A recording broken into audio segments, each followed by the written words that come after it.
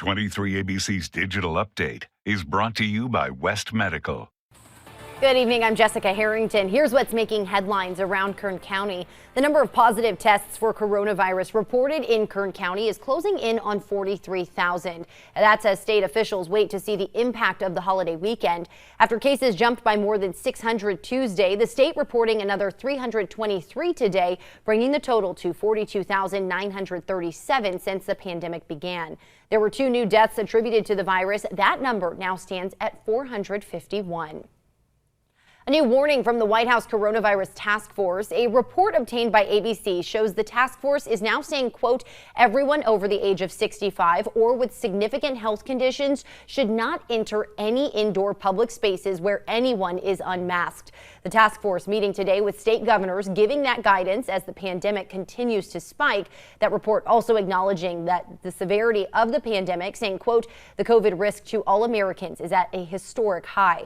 It goes on to say, quote, if state and local policies do not reflect the seriousness of the current situation, all public health officials must alert the state population directly, end quote.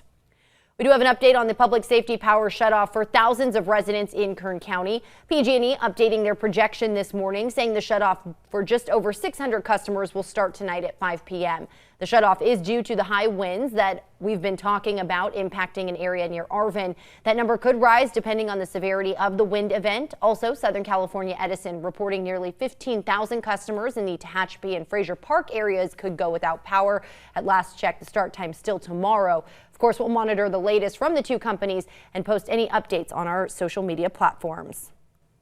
Strong winds are the big story for our Thursday, and with those stronger winds, warmer temperatures too. It's going to be that dry desert wind blowing in. 70 your high temperature in Bakersfield, much warmer than average for this time of year. Temperatures even a little bit warmer in the mountains and into the desert regions. So we're looking at temperatures that are going to be on the rise because of these winds. You see them very strong by tomorrow morning, 20 to 30 miles per hour towards the Tehachapi area. The strongest winds, though, going to be on the valley side of the passes. So as you just get over 58 and I-5, that's where the winds are going to be peaking as high as 50 miles per hour. Even here in Bakersfield, 30 to even 40 mile per hour wind gusts going to be possible with the strongest winds early in the day. So windy Thursday. Looks like those winds are going to be dying down on Friday, and then from there, not too much to worry about through the weekend. Weather is going to be a lot nicer.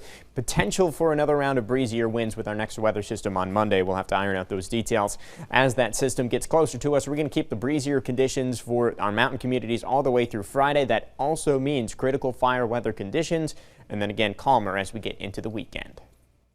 That's your latest news and weather update. For the latest news anytime, be sure to log on to our website, turn to23.com.